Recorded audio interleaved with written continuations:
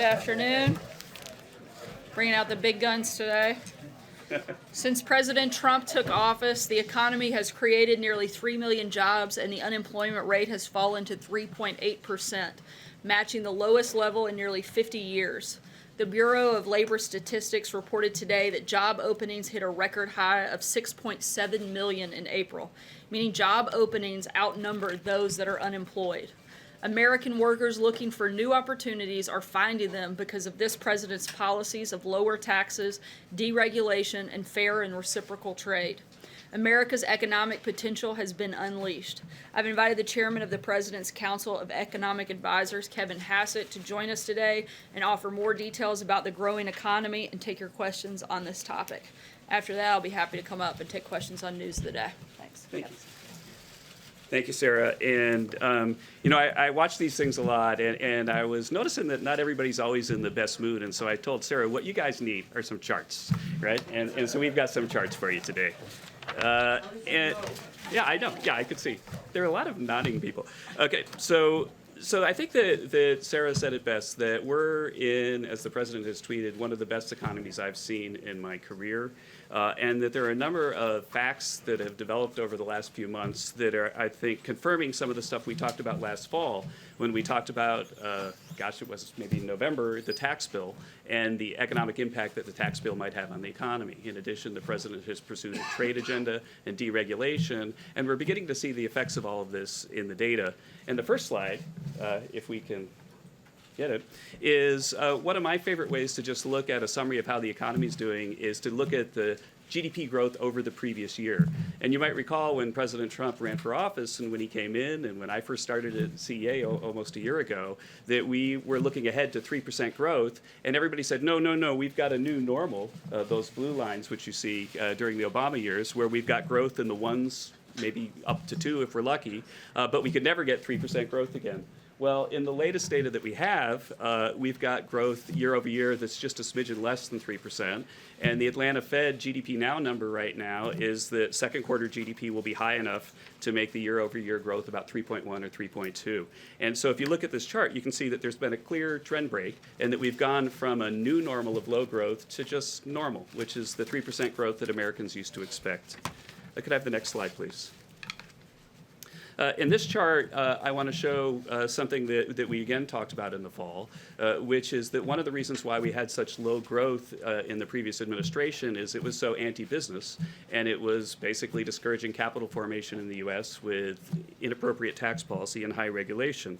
And you can see that in the data if you look at, for example, the blue dot from Q1 2015 to Q4 2015, business capital spending barely increased at all. And even in pre-election 2016, it stayed at about the same level. But subsequently, after the election, already we started to see a big increase in business sentiment and capital spending started to go up. And now that we've passed the tax bill, then you can see capital spending skyrocketing just as we said it would last fall. And that higher capital spending is exactly one of the key factors driving growth at this time. I can remember way back in the fall saying that if we pass the tax bill, we'd expect to see capital spending this year higher by about 10%. If you look at the last bar in the first quarter of GDP this year, capital spending was up 9.2%. Next slide, please. There are a number of other things that we could look at, and believe me, we could go on all day, but I promised Sarah I'd stop at about 10 minutes. This is one of the ones that I find most striking because it has such a big impact on our outlook for small business. So right now, small businesses are as optimistic as we've ever seen since we've begun surveying them. And I think it's also interesting to see, like you can say, well, and sometimes people in the Obama administration will say, well, we just set this economy up for the president. But you can see a clear break in this chart at the election. And so President Trump promised that he would cut taxes, that he reduced taxes on small business, and that he would reduce the heavy regulatory costs that were imposed on them by the previous administration. And you can see even before he began to act, that sentiment turned around. I'd have the next slide, please. And that's helped lead to something that's just really one of the more remarkable labor markets that we've ever seen. The job market right now is about as strong as I've ever seen. And there are a lot of different ways to put it in perspective, but for me, the easiest fact is just that it's only 7 times back to 1970 that we've had an unemployment rate below 4%, and 2 of those months were the last 2 months. and we expect that will continue. As remarkable as that chart is, I think the next one is one of the ones that I think moves me even more.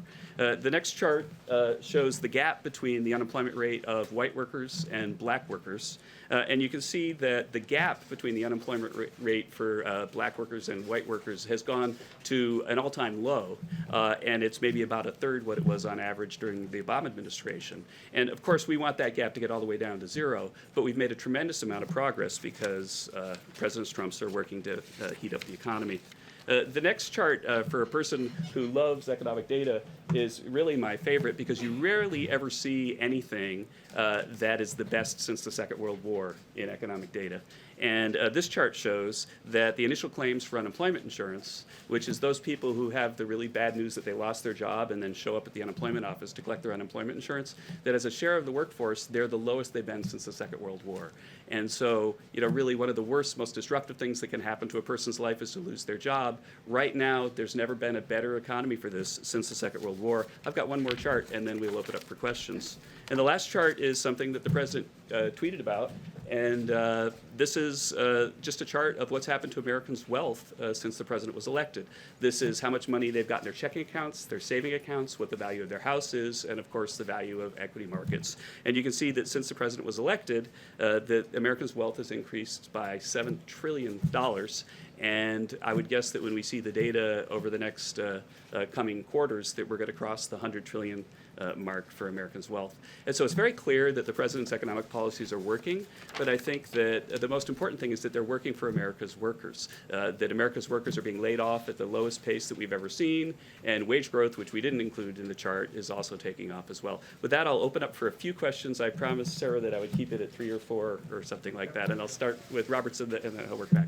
Great. Kevin, good afternoon. Thanks for being with us today. The unemployment rate, 3.8% last month, but the labor participation rate still lags 4 points behind where it was the last time unemployment was below 4% down in this range. What can this White House do to increase the labor participation rate? Right. Well, this White House has, going all the way back to the campaign when the president was speaking to the forgotten people, the people who had exited the labor force because they were so discouraged that they just sort of given up.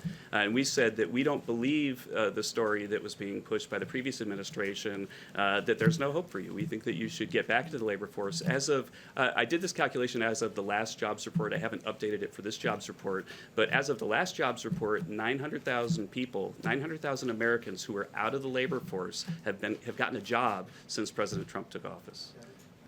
So I'll go back to you, ma'am. And yes. Yeah. Thank you. 2 questions. Does this administration put into account that the Obama administration they were dealing with a recession, they were coming out of a recession? Do you take that into account when you talk about the numbers, comparing apples to oranges when you're dealing with the economic portion? And then going into black unemployment, the numbers have come down, but historically the numbers have always been 1.5 to 2 times or even greater than that of white America. Will this administration, since you love to tout those numbers, effectively target in to bring that gap to nothing? Thank you for that question. So first, the Great Recession, that was the targeting point, is something we've been working on. But first, the Great Recession absolutely slowed growth in the early years of the Obama administration. But normally what we should have seen in the economic recovery is that at the end of the administration, that the capital spending and everything else would be getting back to normal. And that wasn't happening. And that was clearly in the data. As for the targeting, I think that one of the things that we've spoken in this room about before, that the president talks a lot about, is it's increasing jobs in goods-producing industries. That's manufacturing and construction. Those goods-producing industries are creating jobs right now at a pace that's just a little bit under 50,000 a month, and that pace is about double what it was under the previous administration. It's precisely the thing that the president's been targeting, and if you look at the racial disparities across different professions, that it's the good-producing industries that are in part responsible for the big reduction in the black unemployment rate. I will let you have one follow-up. I'm sorry, because I think, yes. I'm sorry. Thank you for that. So, but when it comes to construction, it's known more so as a boost for Hispanic workers. What specifically are you going to do to target for African Americans, since you are talking about, I mean, you guys tout the this president's quite policies are clearly working. The gap is the lowest in history, and his policy is to target goods-producing industries, and he's been very successful at that. Can I move back here, yellow tie? Yes, thank you. Let's turn to trade for a second. The United States has its stance right now on possible tariffs. China has its stance on possible tariffs. Have you guys at all modeled at all if there is a trade war between the U.S. and China, how that would impact the U.S. economy? And as well, you've had Republicans over the last couple months who have said the one thing that can stall tax reform, the impacts on the economy as they see it, is the president's trade policy.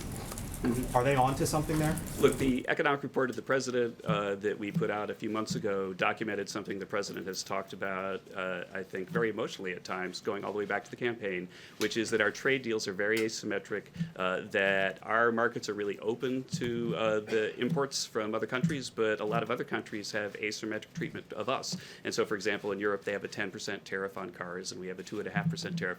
The president's objective is to get fully reciprocal trade deals. And if you model a future where everybody else reduces their trade barriers to ours, then that's massively good for the global economy and massively good for the U.S. economy. Now, the president wrote the book, The Art of the Deal. We're engaged in discussions and negotiations, and we're hopeful that we reach that positive long-run equilibrium. Let me move on to another one. Right here? Thanks. Thank you, Kevin. I wanted to ask you about the benefits of the tax cut legislation that the president signed into law in December. A Morgan Stanley survey found that 43% of the tax cut savings are going to stock buybacks and dividends. 13% are going to employee raises and bonuses, employee benefits, something like that. Are you disappointed that you're seeing that impact, that effect from the tax cut that so much more seems to be going to Wall Street than to Main Street? No, not at all. In fact, wage growth right now is the highest. If you look at over the last quarter, the employment cost index is the highest it's been, going all the way back at least to 2006. But that's where they changed the way they do data. That we've got more than 6 million people that have been announced to have a pay raise because of the tax bill. The average pay raise for them is a little north of $1,200. And the president said again and again, and CEA said again and again, that there'd be a $4,000 increase in pay for people if we passed the tax bill. And people said that number was completely implausible, but let's look at the numbers now. Walmart, for example, has increased the minimum wage for their workers, the lowest paid workers at Walmart, by $2 an hour. If you run that forward, that's just a little bit less than $4,000 this year.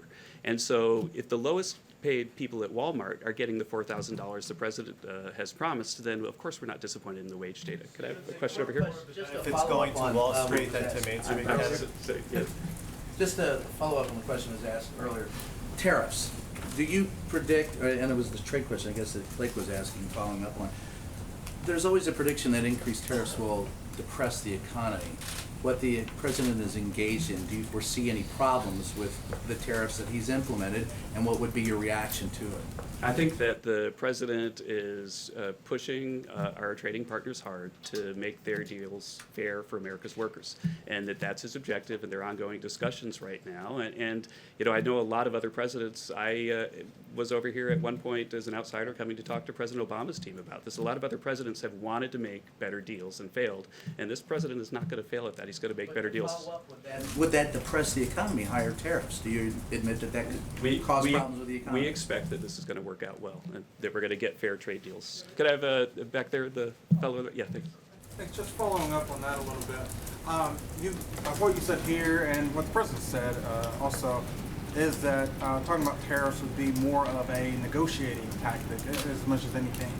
How far though can this be as a negotiating tactic? I mean, you one that at some point have to pull the trigger if other countries don't do away with the trade barriers. No, I reject the view that it's a negotiating tactic purely. For example, the steel tariffs were put in place as a national security concern. The president is the commander-in-chief. He's supposed to make those judgments. In a time of war, we need to be able to produce steel. I think that there are a lot of things going on in the 301 space, to use the inside baseball term. We're trying to get China to stop stealing more than $100 billion worth of our intellectual property every year and to open their markets to our products. So there are a lot of things going on right now. I think last question, sir? Okay. Yeah. Indication of where we are in terms of the NAFTA negotiations right now. There's this idea out there that the United States might want to break up the NAFTA negotiations and do a direct deal with Canada, a direct deal with Mexico.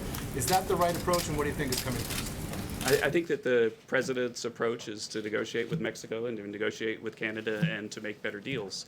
And I think that, you'll have to talk to Ambassador Lighthizer to get an update on the current state of negotiations. So thank you very much. Thank you all for having me. Thank you. Thanks, Kevin.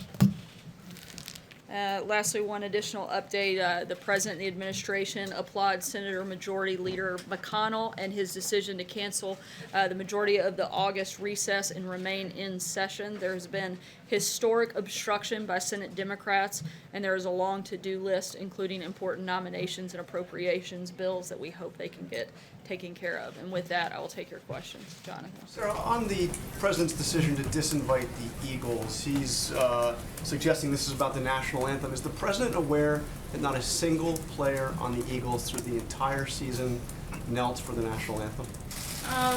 The president's position on not just the anthem has been clear, but let's not forget this isn't.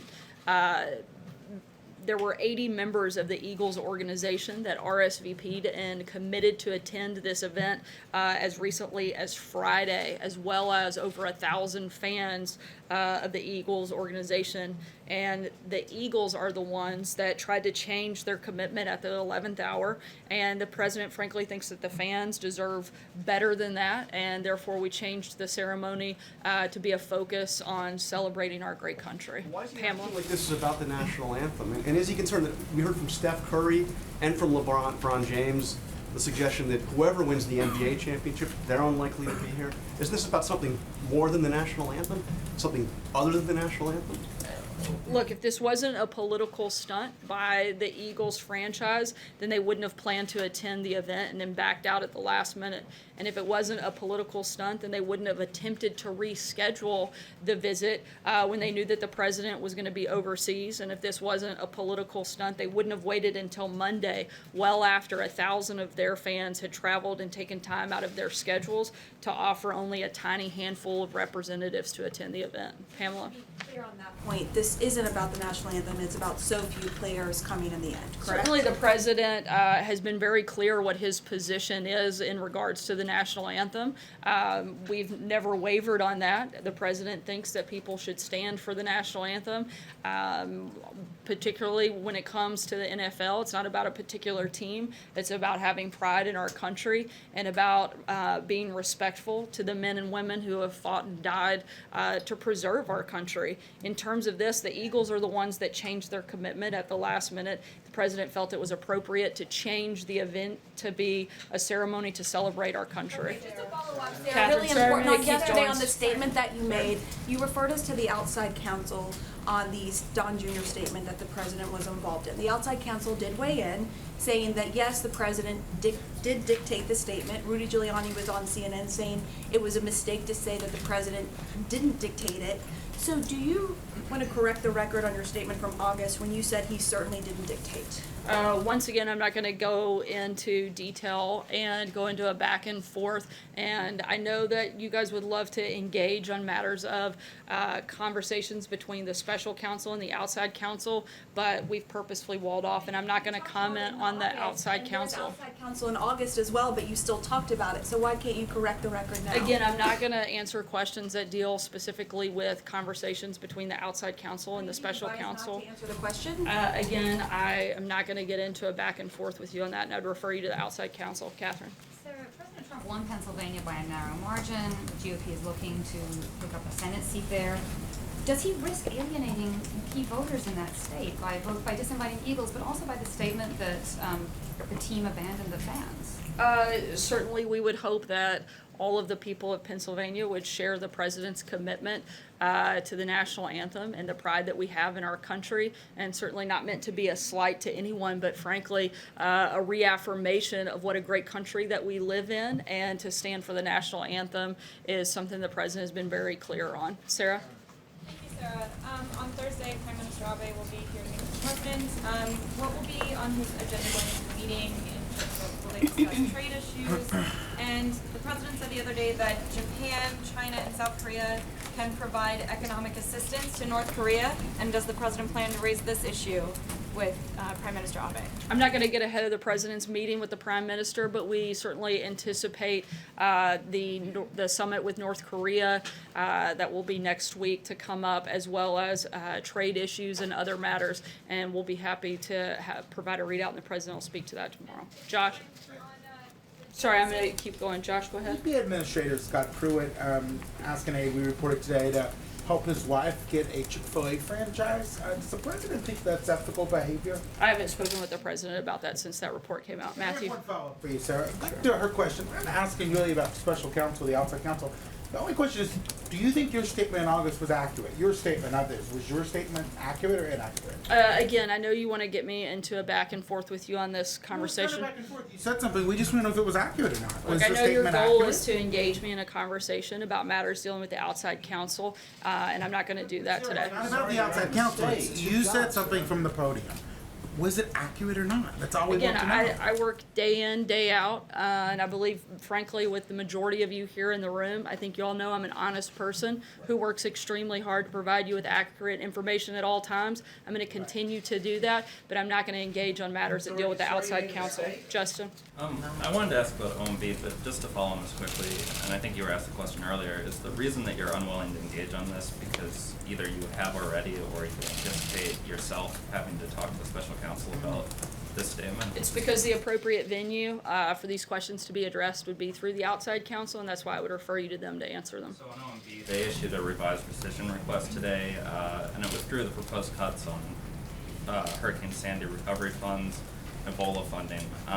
I'm wondering if we should see those retreats as the administration inaccurately concluding at first that those were money that was no longer needed, and if that's happened just in the last couple months, why that wouldn't be true for other areas of the budget that the administration has targeted going forward. Not necessarily, but I would refer you to OMB to get into the details of that, and we'll be happy to provide additional information also over the next few days on specifics with rescissions. John? Sir, the president again took a stick to his favorite piñata, Jeff Sessions, today. What is the president's goal here? Is it just simply to remind the Attorney General that he's really PO'd at him and he's not going to let him forget it?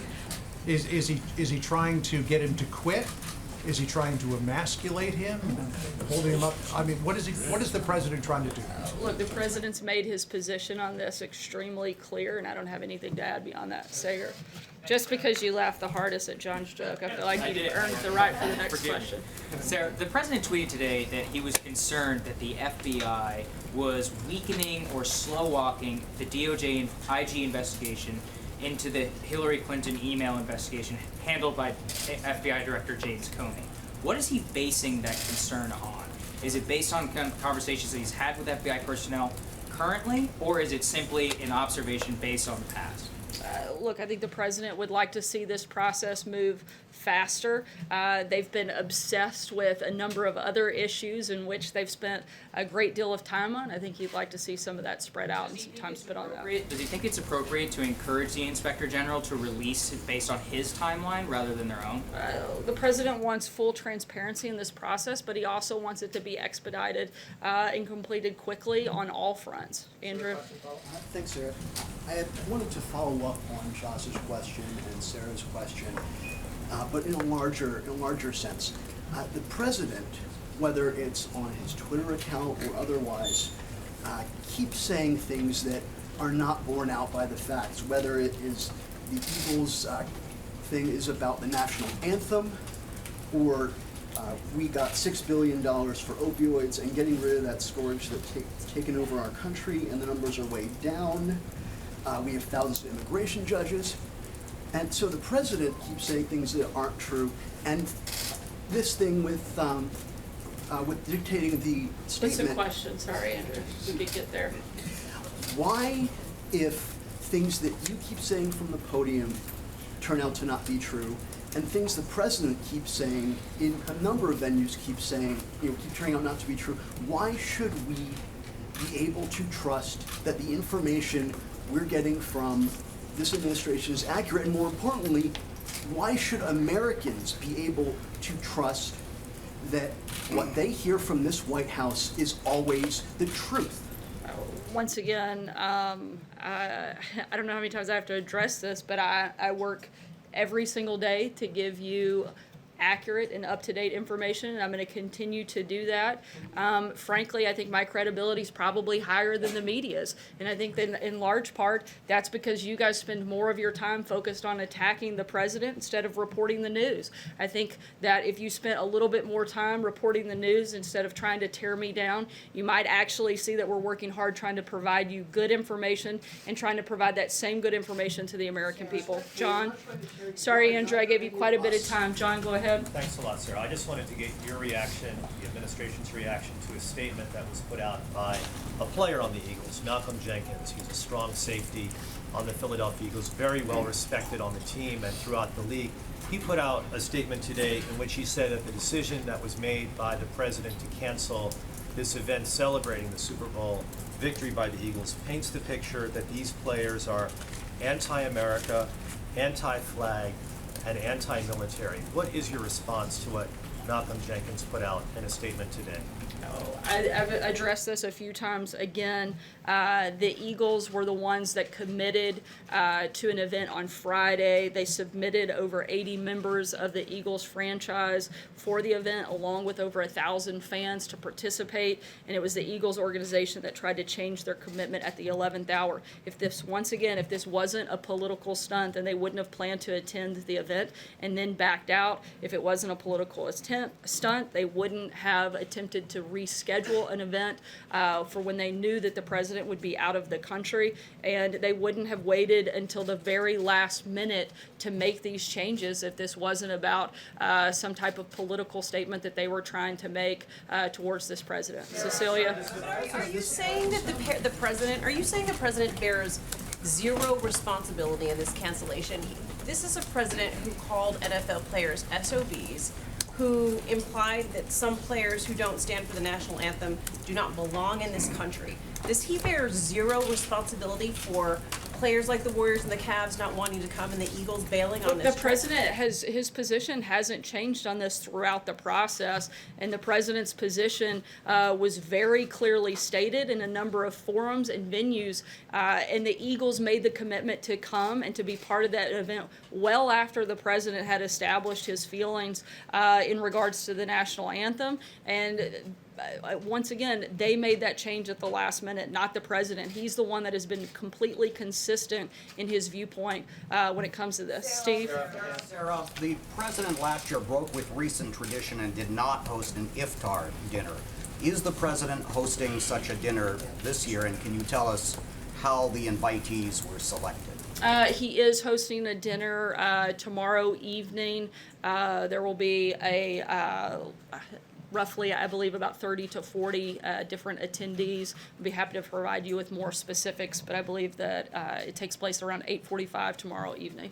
Blake? Sarah, thank you. Let me ask you about two possible trade deals. The one involving the Chinese, in which it would be $70 billion of buying American products. The United States would back off its threat of tariffs. Is that something that President Trump would support? We're in the negotiation process, and as Kevin said, and as the president stated many times before, our focus is on making sure we get good deals. I'm not here to make an announcement on what those look like, but he's going to continue pushing forward to make sure that he gets the best deal for American workers. John? Real quick on NAFTA, Larry Kudlow said today, Eamon referenced it, that maybe the president wants to deal with Canada solely, with Mexico solely, and that the idea of negotiating NAFTA might be gone at this point. Is the possibility of getting to a NAFTA deal done as this administration sees it? It's not done, but again, the president is open to having individual deals, but he's looking at the best way to make sure he gets the best deal possible for American workers, and whether or not that's through NAFTA or other means, those options are on the table. John? Yeah, thank you, Sarah. Back to the issue of presidential pardons. There's been considerable furor in Illinois among Republicans, particularly supporters of the president and allies in Congress, such as Congressman Randy Hultgren, about him even suggesting commuting the sentence of former Governor Rod Blagojevich. Several party activists and colleagues of Congressman Hultgren are becoming increasingly outspoken. Is he going to go ahead with the commutation, or is he backing down, and is he aware of the criticism from supporters of his? The president hasn't made a final decision on that, but as you know, the president doesn't base his decisions off of the criticism of others, but on what he thinks is the right decision to make, and that's what he'll base it on. Dave? Sarah, the president is also meeting with lawmakers here this afternoon. What's on the agenda? A number of items will be discussed at that event, and we'll be sure to provide info afterwards. Hunter? Does the president still think his response to the hurricane in Puerto Rico deserves a 10 out of 10 score, now that estimates say almost 5,000 people died there? The federal response, once again, was at a historic proportion. We're continuing to work with the people of Puerto Rico and do the best we can to provide federal assistance, particularly working with the governor there in Puerto Rico, and we'll continue to do so. Peter? Any concern about the massive volume of the death toll there? The administration came out in support of the bakers' freedom of expression in yesterday's Supreme Court case. I guess I'm asking, why are athletes' rights to express themselves freely any different than the bakers? When it comes to the bakers, we're pleased with the Supreme Court's decision. The First Amendment prohibits government discriminating against the basis of religious beliefs, and the Supreme Court rightly concluded that the Colorado Civil Rights Commission failed to show tolerance and respect for his religious beliefs. In this case and others, the Department of Justice will continue to vigorously defend the free speech and religious freedom First Amendment rights. So I guess my question is simple. So if the White House supports the bakers' right of free speech, why doesn't the White House support the players' right to free speech? The president doesn't think that this is an issue simply of free speech. He thinks it's about respecting the men and women of our military. It's about respecting our national anthem, and it's about standing out of pride for that. Sorry, take one last question. Will he commit to a roundtable? Police-involved shootings. Will the president then, if it is about free speech and he supports these ideas, will the president commit to a roundtable with America's athletes on topics of social injustice? Certainly be happy to ask him. Steven? Has he not considered, just for clarity, is it not something that has had any discussion to this point, given all the division in this country over this topic of social injustice? Certainly, we look at ways every single day to unify our country. The president has worked actively and tirelessly to be the president of all Americans. I think you can see that reflected in the policies that he's put forth. I think one of the biggest things that you've seen come out of this administration, frankly, that is far and vastly different than previous administrations, is providing economic opportunity for all Americans. And one of the greatest equalizers that we can have is to provide a level playing field, and the president has worked increasingly hard to make sure that that happens. Kevin spoke about that earlier, and he's going to continue to do that. We'll take one last question, Stephen. About police-involved shootings. Stephen. Is the president aware that this is about police-involved shootings and not about disrespecting the flag? Is the president aware Stephen, of that, Sarah, if you please? could go I ahead. understand you're going to Stephen, but I'm asking, there's an underlying issue, and it just keeps going about disrespect of the flag and soldiers. There are black and brown soldiers that fight in the military as well, who feel that taking a knee, bringing attention to police-involved shootings is something that this White House should deal with. Is the president aware that taking the knee is about police-involved shootings? The president has made his position crystal clear, and that it's about, I let you rudely interrupt me and your colleague. I'm going to ask that you allow me to finish my answer. I would be happy to answer it if you would stop talking long enough to let me do that. The president has made his position crystal clear on this topic. He feels strongly that standing for our national anthem is something that we should do, something that matters to what makes our country special and unique and what sets us apart.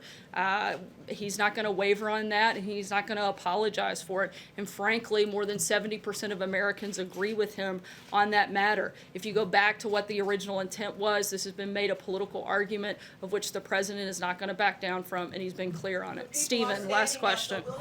April, I've addressed your question. I'm not going to continue to engage with you. Stephen. The NFL is now telling people they have to stand. Will the president deal with the issue of police-involved shootings? I'm going to deal with the issue of addressing your colleague's question. But it's a real question. Can you take it to the president and come back to us with it? Stephen, go ahead. Always happy to yield to a colleague, but let me ask you about Scott Pruitt. Because the two Republicans who represent Iowa in the Senate have had it with the EPA administrator. Chuck Grassley said that Pruitt has betrayed the president Joni Ernst says that Pruitt is as swampy as you can get. Josh and his colleagues report in the Washington Post today new elements of just how swampy that is. So let me ask you, how is it, in the face of all that we've learned, how is it that President Trump continues to have confidence in the EPA administrator, assuming that he still does? Once again, I haven't had a chance to speak with the president directly about the Washington Post's new report. We continue to have concerns and look into those, and we'll address them. Thanks, guys.